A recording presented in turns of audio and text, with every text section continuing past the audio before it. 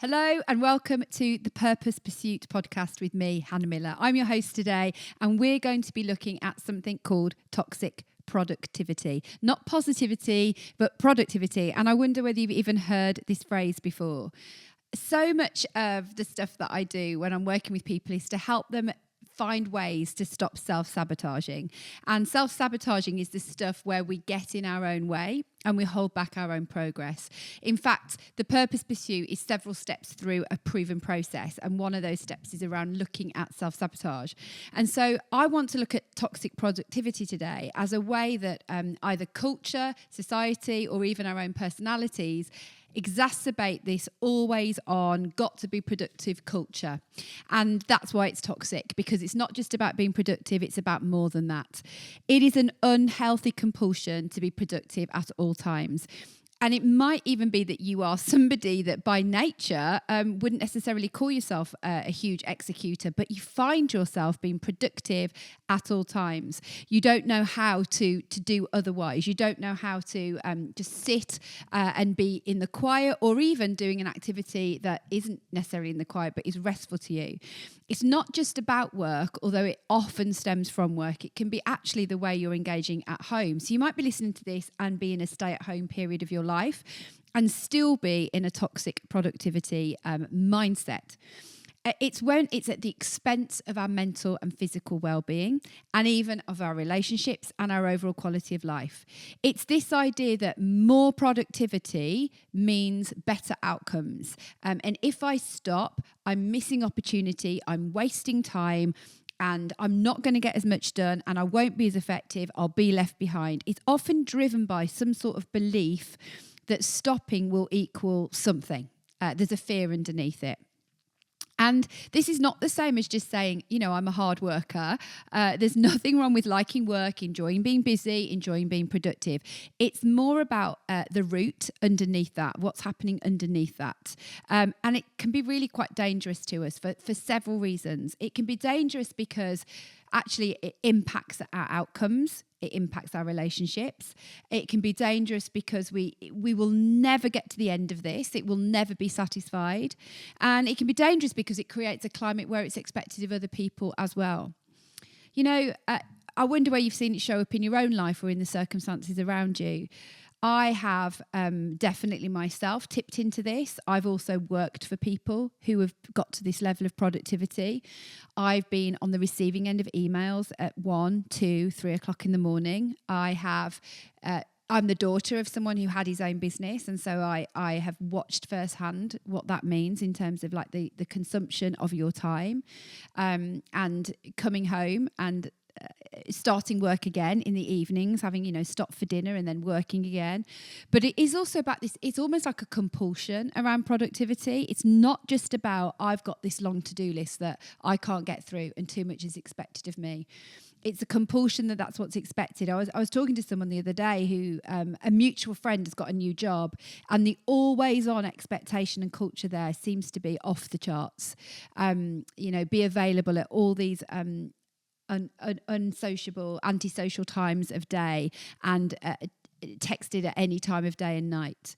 Now, again, like pretty much every week, like a broken record, the solution to this isn't becoming totally uber boundaried and absurd about never working outside of a period of time.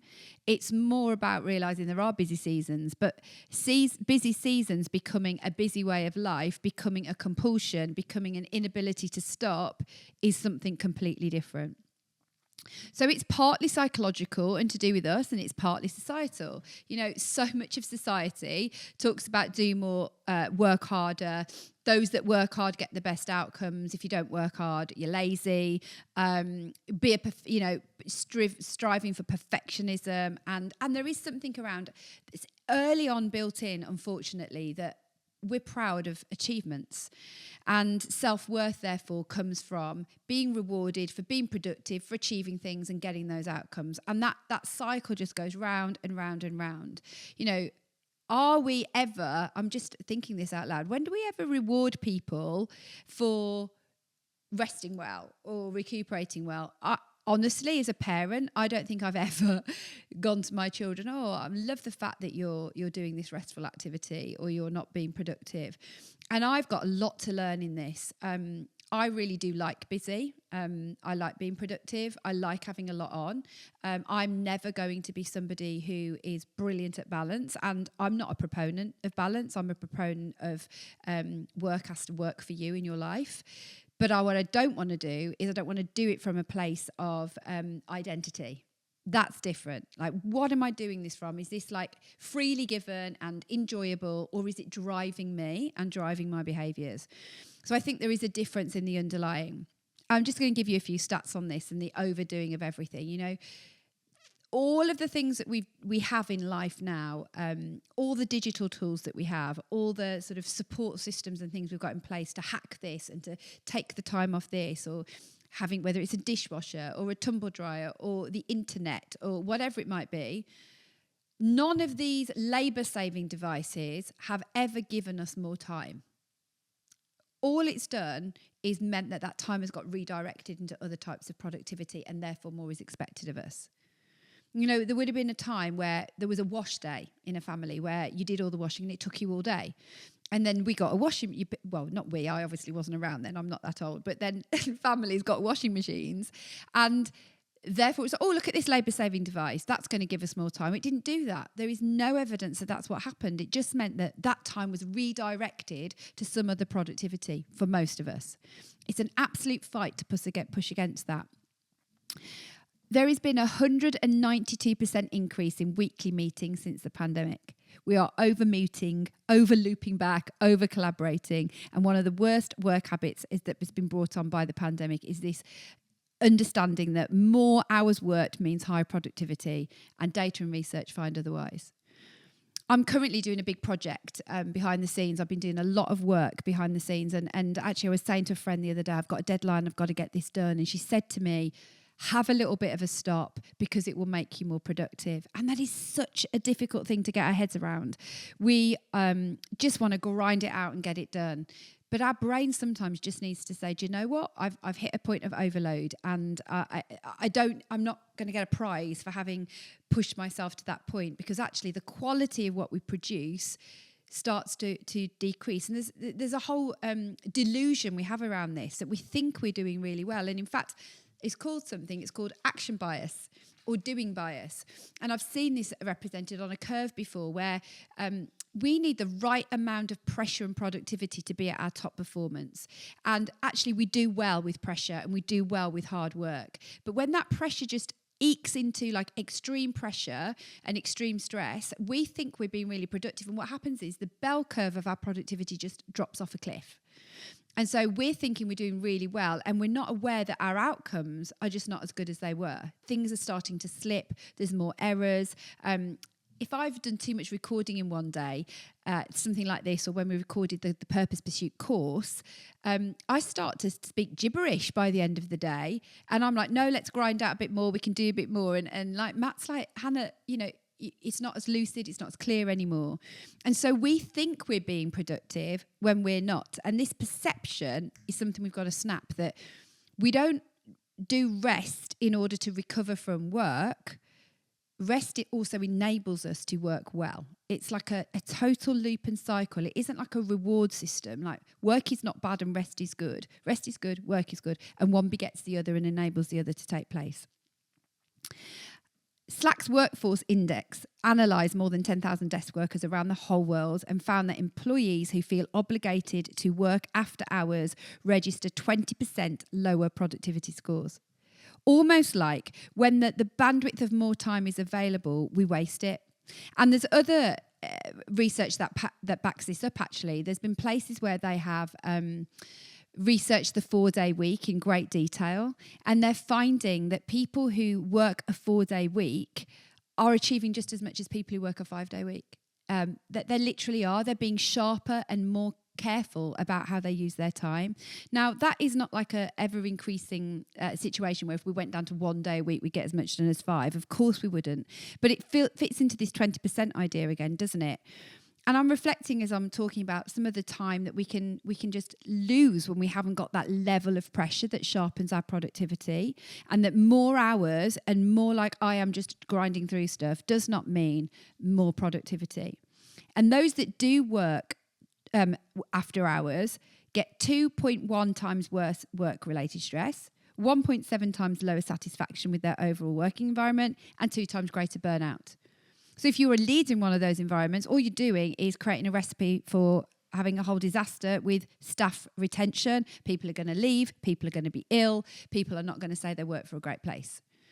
So where possible, where we can create some not an expectation or an obligation to work more, other than in the really stressful and busy times, it's actually another really good thing for everyone. A professor from the London School of Economics looked at time poverty. This is this idea of having too many things to do and not enough time to do them. I literally feel this all the time. And I think that's, part of age and stage that I'm in, but I also think it's part of my personality that I've got to work on. The research found that employees working on weekends and holidays versus just Monday to Friday showed decreased intrinsic motivation. Working after hours caused people to consider better uses of their time, leading to higher attrition. So there's something here to be said around a control over the amount of hours we give. Actually enables us to find the time to do other things and more motivation for what we're doing. Again, there are times we have to work weekends. There's times when actually it's enjoyable, when there's something we really want to get done. But what we can't do is keep taking from a tank and not put something back in it. So I've recently worked about 9 days on the trot because, again, of a deadline. And then the next day, which was a Monday morning, I just thought, I've got to take this morning easy. I need to do something different with my brain. I really do. And actually, I spent 2 hours cleaning my son's bedroom. But do you know what? I really wanted to do that, and it felt like a bit of play. Does that sound really, really weird? It's not like I deeply love cleaning, but it felt like a completely different use of my brain, a different way of doing something that was actually really replenishing for me. I took the dog for a walk, and I just allowed myself the freedom to say, I do not need to work right now, even though it's work hours. And I've got my own business, and I am a bit ridiculous about the fact that I feel I should be working 9 till 5 every day, even though I often work evenings. I often do things early in the morning. Why I feel that compulsion comes back to this very topic of productivity and a toxic approach to it. And you might not have your own business, but you could be listening and thinking, where have I got some sort of unwritten rules about what I should be doing? It's shoulds and oughts and all of that kind of stuff. This, if I don't work 20% over my hours, I'm not working hard. And if I don't respond to emails when they're sent in the middle of the night, I'm not present enough. Even if nobody says that that's expected of you, the culture might be saying otherwise. 78% of respondents to a certain survey struggle to complete their work due to excessive meetings, and 67% of people at director level and above report having to work overtime because of meeting overload. 76% of respondents feel drained after days packed with meetings, and 80% believe they'd be more productive with less meeting time. Now, I actually really like meetings when they're well done. There's a book called Death by Meetings by Patrick Lencioni, and it's a whole story around how meetings can be done well or they can be done badly. And I think, again, the problem with all these meetings is the lack of structure, the lack of purpose, the lack of action coming out of it. My husband's got a thing for meetings that he uses, which I think is really good. So when he puts a meeting in the diary, or anybody puts a meeting in the diary, they use this process called POP. So you can't just say we're having a sales meeting, for example. You have P, which is the purpose. You have O, which is the outcome that you're looking for. And they have to put the word POP into the diary, and they have to use this process. So P is for the purpose. So what's the purpose of this meeting? What are we meeting for? Is it meetings for meeting's sake, or is there a specific thing? What is the outcome that we're looking for? I.e., that will be the kinds of actions or the objectives of where we will get to by the end of the meeting. And finally, the final P is preparation. What do you need to do beforehand in order for this meeting to be a success? And that just makes a real shift in how the meeting goes. It also needs people who are going to chair effectively and shut down conversations that are not for that time and place, so that we actually use it really, really well. Here's another really interesting thing here. Half of all desk workers say they rarely or never take breaks during the workday. I found that 1/3 of employees are eating alone or dining at their desk, desktop dining or dining al desco, as it's called. But it comes with serious consequences. Researchers found that eating alone significantly increases, turning my page, significantly increases depressive symptoms than people who sat for more than 8 hours a day with no physical activity had a mortality risk similar to that posed by obesity and smoking. I've got a friend who's a health professional, and she said to me, sitting is the new smoking. And we've got to get up and get about and change scene and take a break of some kind or another. So I'm sure none of those examples surprised you, but it all feeds into this idea of more is better. You know, you need to get more done. You need to, taking a break. There's no time for breaks. When we force ourselves to flip this on its head and think, actually, this break enables me to continue. This break gives me a fresh perspective. This break gives my brain a break. I am not what I do. I can model a bit of balance here. Really different things take place. This is not to say that you have to have a set lunch hour and you have to spend your time in that way, but actually just allowing yourself to step off this treadmill of busyness and business being an idol, essentially. I think I just want to add into this that there can be a sense sometimes that we do this busyness competition. Who's the most busy? My husband won't play this game, and he's one of the most busy and productive people that I know, and he just will not play it. But there can sometimes feel like there's this underlying thing in a conversation, which is like, how are you? I'm busy. Yeah, I'm so busy. And it's all about who's busier or who's tireder. And that being like sometimes it's just an honest answer that life is really busy right now, but it's almost like this badge of honor. And then we play this like busyness topper game of who's busier than somebody else. And the minute we engage in that, we are feeding into this culture that busy is best. And again, I'm not saying that having a full life or enjoying busyness is a bad thing, because if I was, I would be up a creek with no paddle, because I definitely am one of those people. But it's about putting things in place that mean that we're really careful that it doesn't begin to define our identity. And I think that's the difference, and that's when it becomes toxic. So I'm going to give you a couple of things to consider around this, like what can we do? What can we do about this? The first one is, as I always say, it's part of the purpose pursuit process, is you've got to stop and take a step back, and you've got to look at what life looks like now. Take a moment to diagnose the way you are engaging with productivity. How stressed are you at the moment? What's going on? What's causing a sense of unbalance or dissatisfaction? How is it affecting your ability to perform? Are you living under any oughts or shoulds or coulds? How do they impact your personal life? I think I am aware that I've definitely brought into my adulthood some beliefs around not wasting time, and busy is important, and you mustn't be lazy, and you mustn't waste opportunity. And those are all pretty good things actually to be. But when they start to drive your life in an unhealthy, self-reliant way, they can really impact the other things that really matter about what we're prioritizing and what we're missing out on and what we're sacrificing. So I think I'd encourage you to, if you're listening to this and you're on the go, give yourself a bit of time with your mind and think, how am I doing right now? Are things better, or where am I at, and sort of how things have been in previous seasons? Only you know what your capacity is. I do just want to mention capacity, because people do have different capacities. I think some people have the capacity to go harder for longer, and we shouldn't judge those people for that, as long as they're doing the right things for themselves, their body, their families, and all their other responsibilities. Other people do definitely need more time to recuperate. But I think it's important for us to recognise that it isn't a one-size-fits-all here around how this looks. I can't bear one-size-fits-alls, and I can't bear people telling people to be more boundaried when it doesn't work for them. I will never be a 9-to-5 boundaried person, and I have no desire to be one, and I have no desire to feel second rate because of that. So I think that we've got to recognise people are different. I think we need to pay attention to our emotions. And I think what I notice is when I've been going too hard for too long, there can be an underlying resentment that can start to build. I've got a bit less bandwidth for other people. I start to feel like I'm doing more than my fair share. I start to resent other people's freedoms of time. I've noticed that recently, a couple of times where I've just thought, oh, look at you having that freedom of time. And actually I've got so much luckiness, but it's not luckiness, but I've got so much stuff to be grateful for and so much freedom. But when I'm getting there, it means that probably something needs to shift. I need to make a tweak. And sometimes a tweak is all it needs to be.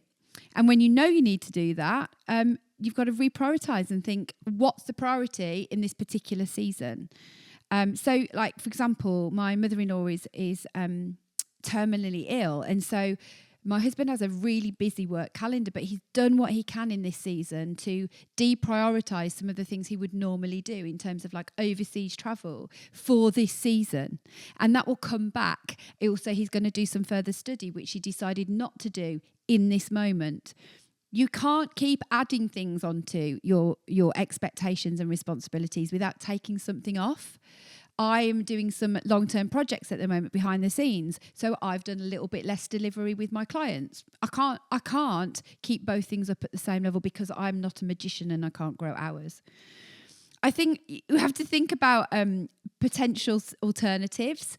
What does it look like to begin to move towards a change? One of the things in the Purpose Pursuit is a process called the Lighthouse, which is where we begin to look at alternative life situations and what's next.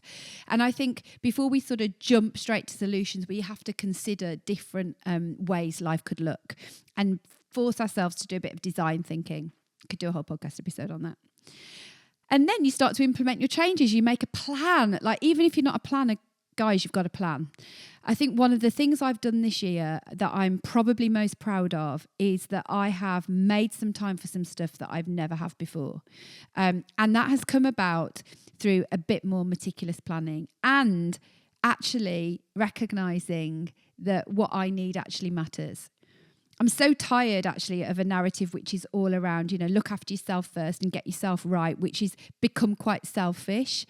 But on the other hand, there is a need and a place for me to be doing things that are replenishing and not feeling like I just need to keep. Sometimes things just have to wait. I can shut my laptop and say, I'm not going to do that today. It can wait till tomorrow. And that's been a massive growth point for me personally and shown me that actually sometimes having a little bit less time to do something sharpens the focus and it does get done. Laura and I will always say to each other, well, we know it'll get done. It has to get done, so it will. There's a law. I can't remember whose law it is. I want to say it's Schrodinger's law, but it could be anybody's law. For goodness sake, I've got no idea. It's somebody's law, which is that the task fits the time you give it. And there's another law which says that whatever time you give it will always take a little bit more than that. So both of those things seem to be true. So if you think it's going to take you 2 hours to get a blog post written, it will probably take you two hours and a bit. But if you gave yourself 3 hours for the blog, it would still probably take you 3 hours and a bit. And I've got loads of examples of that when there's a bit of sharpness to the time that we've got, and Laura and I will remind each other and say, it'll get done, it has to get done, and we'll get it done. It means that you can give yourself that break and say, I will take this time because what's got to be done will be done. And I'm speaking to those of us who are pretty deeply productive here. I'm not talking to teenagers that should be getting on with their revision in this season, because if you start too late, you won't get it done. You'll only get done what you've got left. So I'm talking more about people that are constantly trying to rinse time and get more from it. So what have we got to do? We've got to stop and take stock and think about what life's like right now. Think about how you're feeling. Does it feel good? Like, are you happy with where things are? Or are you or the people that you love starting to feel a sense of resentment? Think about what the main priorities are in this particular season. Is this a time for the prioritization of certain productivity or other things? What are the solutions out there? And then begin to implement those changes. I honestly want to say again, I've said this 100 times before, tweaks make a massive difference over time. I'm about to like totally get this completely wrong, but if a pilot is 1 degree off course, they will be about 100 kilometres off course by the end of... I'm saying this now and I think I probably should stop because I can't remember it. But basically, 1 degree off course or 1 degree on course can make quite a big difference in our life. So my point in that is to say that don't despise a tweak. Don't despise adding in 5 minutes of stretching. Don't despise adding in 5 minutes of reading your book on your Kindle. Don't despise saying, well, one night a week, I'm not going to open my laptop. Start where you can, not where you can't. And then you'll make more progress after that. And you'll be able to add a bit to that and add a bit to that and so on and so forth. And I suppose I just want to finish today with a little bit of a reminder. You are not what you do. I don't mean that in some sort of cheesy, like motivational speech way. You're just not what you do. You are so much more than what you do. You are what you bring and you carry into the room, into relationships, into the people who love you. And if you never did another thing again, you would have just as much worth and value to all of those people. What you do is wonderful. What you do is important. What you do is a massive contribution to the world around you, but it doesn't define you. And you could shave a little bit off that and it'd be just as valuable to you and everyone else. So don't believe the lie that you've got to work harder, hustle more, and do as much as you can along the sidelines. Work in a pace and a manner that works well for you and build in those times to recuperate so that you can go again. Have a great week.